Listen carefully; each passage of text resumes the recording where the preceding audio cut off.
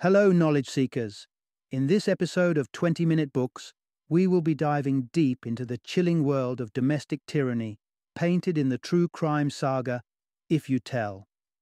Written by Gregg Olsen, an acclaimed crime author with over 30 best-selling titles, the book intricately narrates the horrors endured by the daughters of Michelle Shelley Knotek. Knotek, the mother figure, manifests herself as the embodiment of manipulation and control, turning the familial home into a cauldron of terror. As the narrative progresses, the fatal consequences for those who tread too close to this vortex of destruction are revealed. Olsen's eloquent writing takes you on a chilling journey through the psychopathy of a torturous mother, gripping you with a tense atmosphere as each page reveals further depths of this harrowing story. His works have been published in renowned outlets like the New York Post, Los Angeles Times, and People magazine, attesting to his notable credentials in the realm of crime literature. If You Tell is not just a book, it's a testament to the incredible resilience of the human spirit. It's recommended for true crime fanatics and those interested in psychological narratives. It's also a must-read for anyone intrigued by the power dynamics within a seemingly normal family and the dark secrets that can lurk beneath the surface. Tune into this episode as we traverse the sinister paths carved out in If You Tell.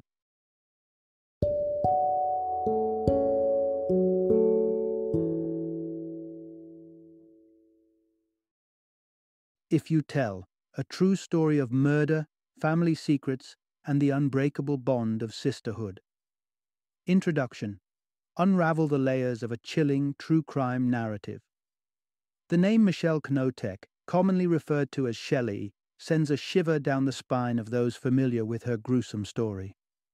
Among the gruesome tales that dominate the true crime landscape, Shelley's story stands starkly different.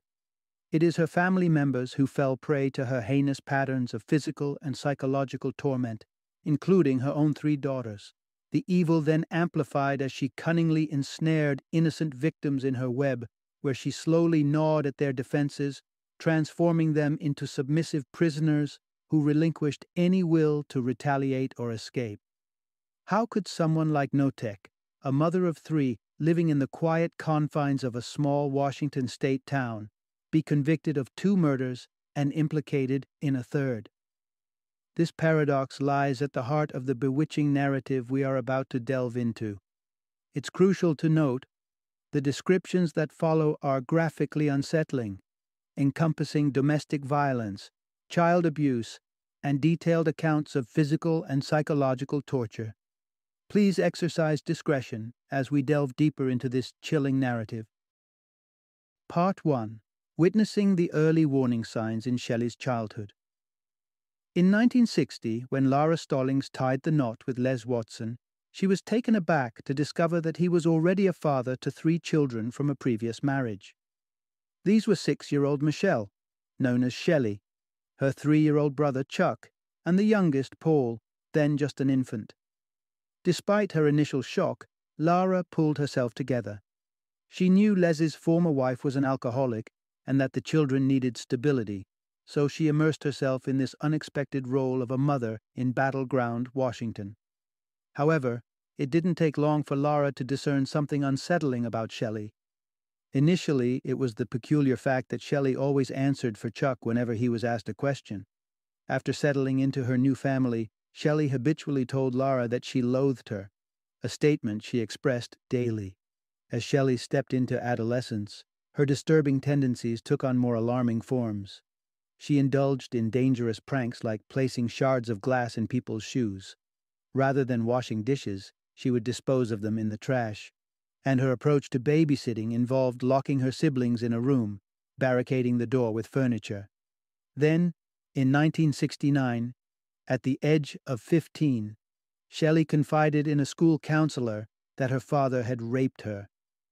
The accusation left Lara and Les reeling. As Shelley was temporarily placed in a juvenile detention center, they scoured her room in search of clues behind her erratic behavior. They discovered a magazine hidden beneath her mattress that smacked of sensationalism, with a headline reading, "I was raped by my dad at 15." Medical examinations refuted Shelley's claim of being violated. She was declared completely intact, implying she hadn't faced any form of sexual assault. Given this outcome, Shelley was to be released into her parents' custody under the condition of psychological counseling, as in the doctor's opinion, she was in dire need of serious counseling. However, professional intervention seemed to bear no fruit. Continuous family therapy sessions and counseling did not make a dent in Shelley's understanding of the gravity of her actions. The situation further deteriorated when her high school informed the parents that Shelley was no longer welcomed there, a sentiment echoed by other local schools, none of which were willing to admit her. Part 2. Navigating Shelley's tumultuous marriages and the emergence of a horrendous home. Shelley was undeniably attractive, and her charm had an unsettling way of entrancing men. Her first dive into marital life was with Randy, a gentleman she met in Pennsylvania in 1973, shortly after her high school graduation. Shelley was staying with her aunt and uncle there, a move intended to offer her a shot at good education, as no school in Washington was open to admitting her. Returning to Battleground, she reached out to her former high school sweetheart, inviting, or rather luring, him to stay with her. At the time, Shelley was working as a nursing aide at one of her father's nursing homes, promising Randy a job as a maintenance man. Randy bought into the proposition.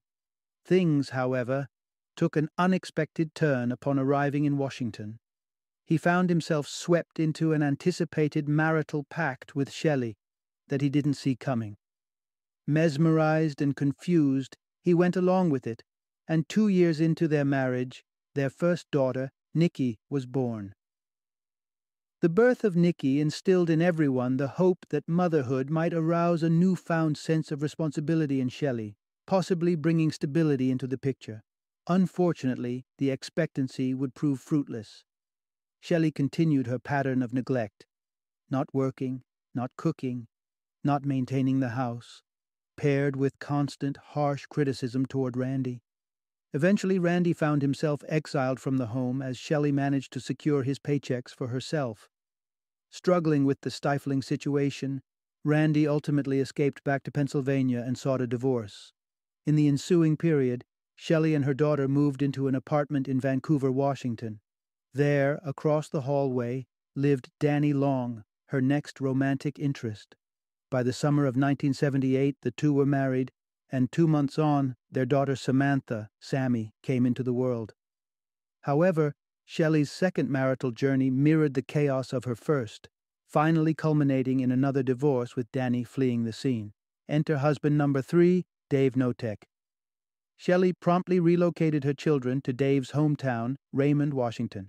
Like most locals, Dave worked in the grueling logging industry, frequently keeping him away from home for extended hours. The newly formed Knoteks moved into a house located at the end of a secluded driveway, offering them ample privacy.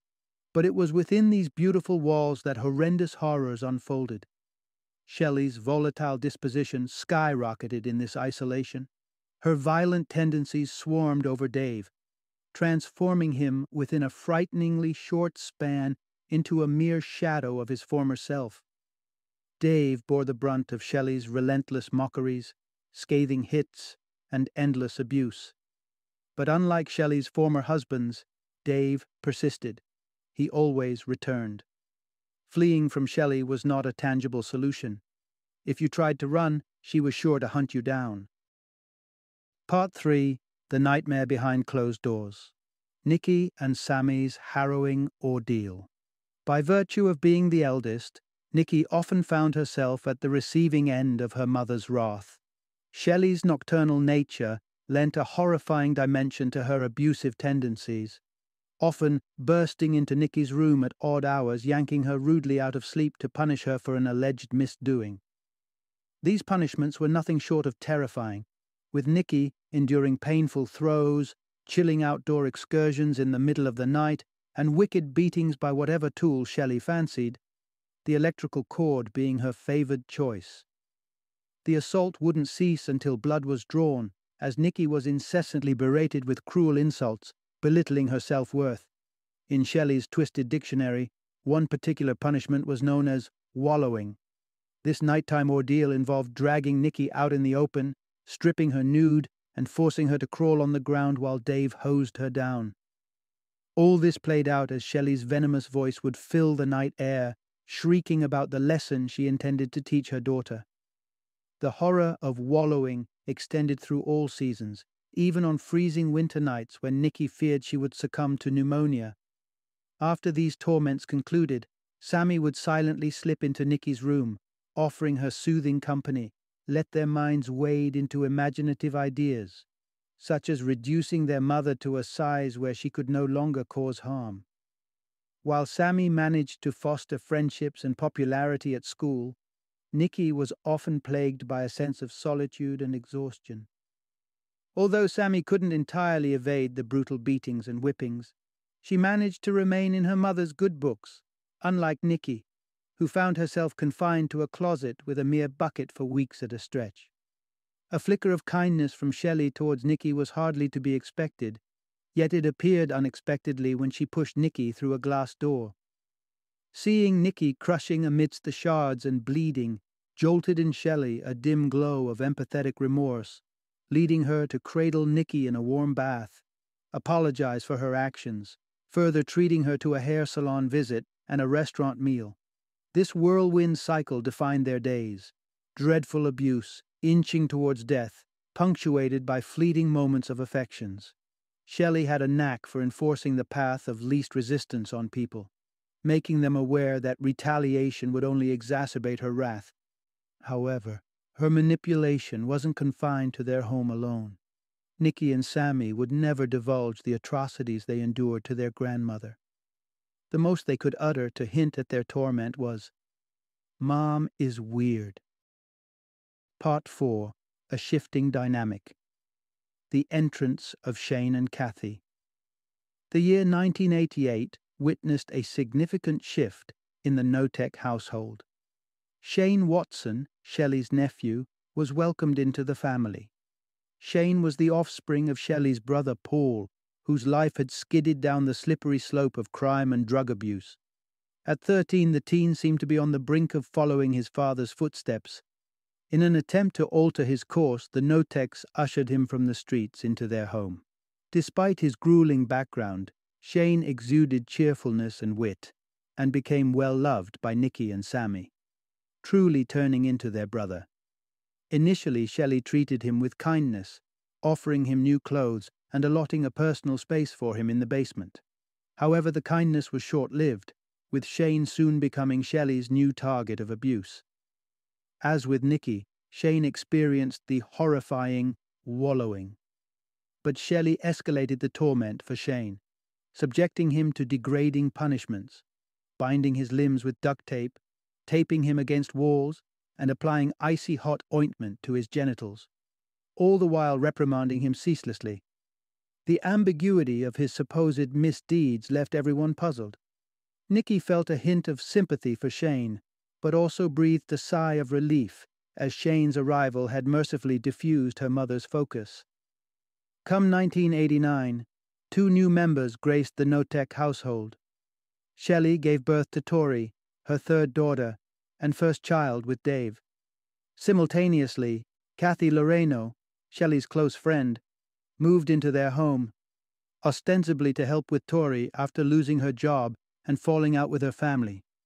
Kind-hearted Kathy quickly established a friendly rapport with Shelley's kids, especially charming Sammy. However, Kathy's entry into the house eerily mirrored Shane's, at first lured with a comfortable room and warm welcome, only to find herself thrust under Shelley's radar soon after. Kathy bore the brunt of Shelley's merciless regime of humiliation, degradation, and horrifyingly unpredictable violent outbreaks. The gravity of Kathy's situation was far from anyone's fathoming. Sleepless nights were a common ordeal for those around Shelley, but Kathy was frequently forced outdoors into the bone-chilling cold with petty food rations.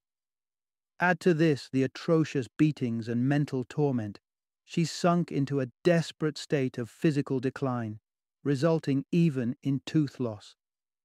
All this while, Shelley continued to justify her monstrous behavior as necessary discipline intended for their well-being. Yet, As Kathy's health deteriorated alarmingly, concern began gnawing at Dave. Witnessing Kathy's stark decline, Dave sensed a crisis. Though barely able to walk, Shelley placated Dave, assuring him of having things under control. Regrettably, she didn't. One dramatic day, Dave returned home to an unthinkable sight. Kathy lay lifeless on the bathroom floor. She was swathed in bandages, having succumbed to her severe wounds from Shelley's attacks. It appeared she choked on her own vomit, having been unable to even turn her feeble body.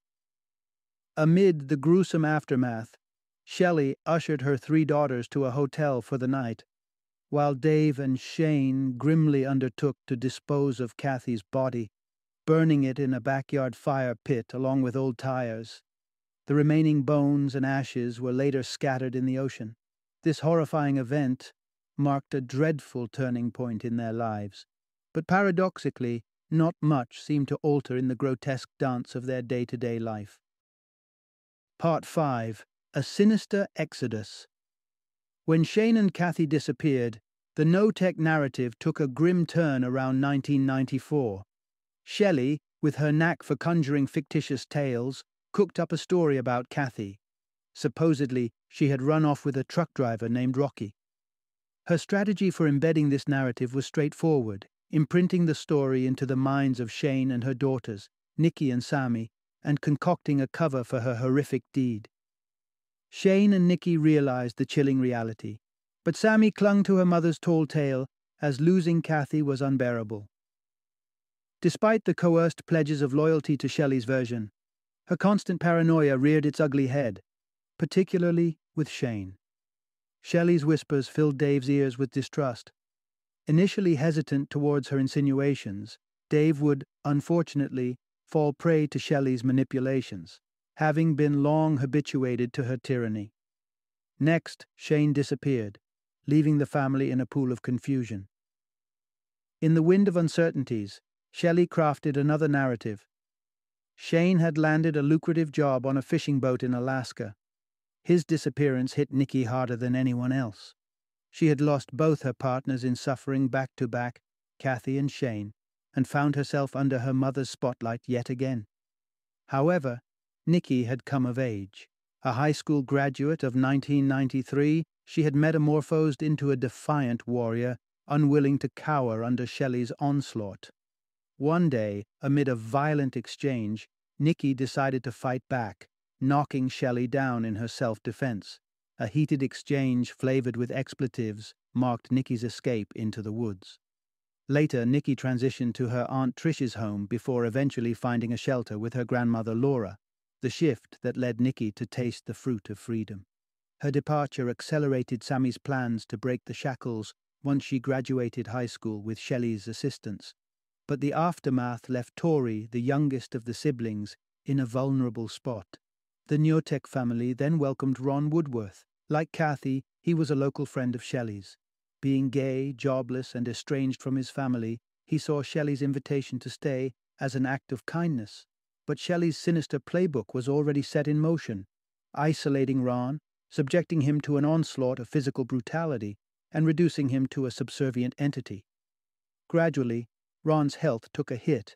The brute force stripped him of his vitality. His injuries, aggravated by jumping from the roof onto gravel repeatedly, now life-threatening. One day, amidst a heat wave, Shelley called Dave home urgently on the pretext of a crisis.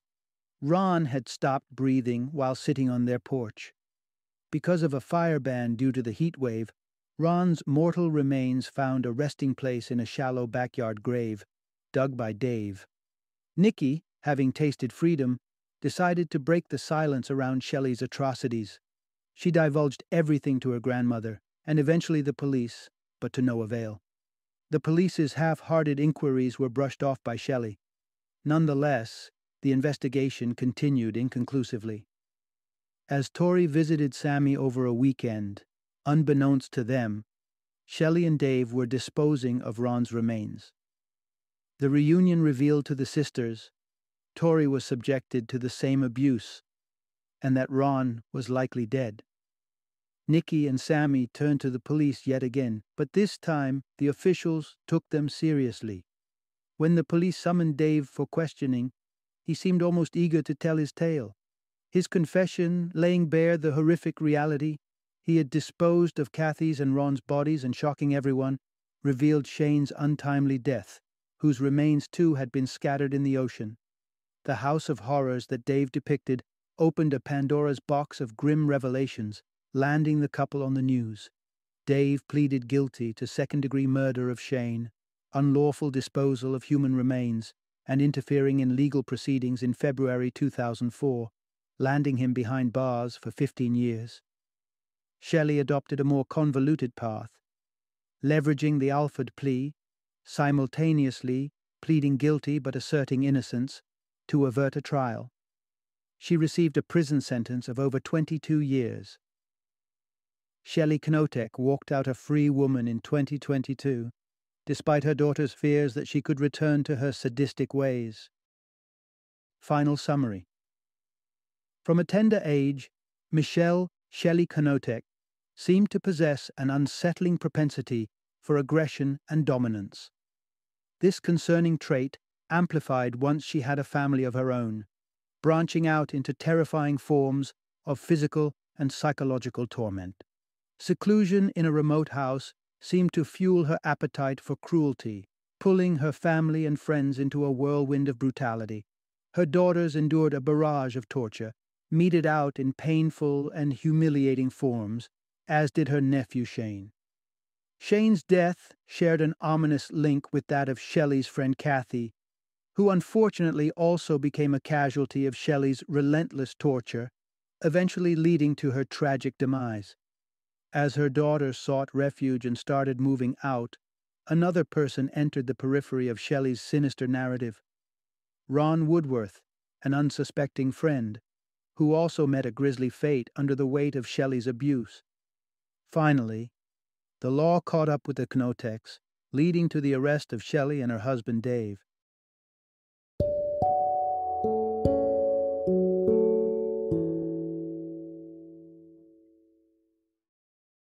Thank you for joining me today on this journey of learning and discovery as we explored the insights of another thought-provoking book in our growing library of knowledge. If you've enjoyed our time together, please take a moment to follow our podcast, give us a 5-star rating, and share 20-minute books with other knowledge seekers. Your support truly means a lot. Don't forget to join me again in the next episode, where we will delve into another enriching book. Until then, happy reading and happy listening.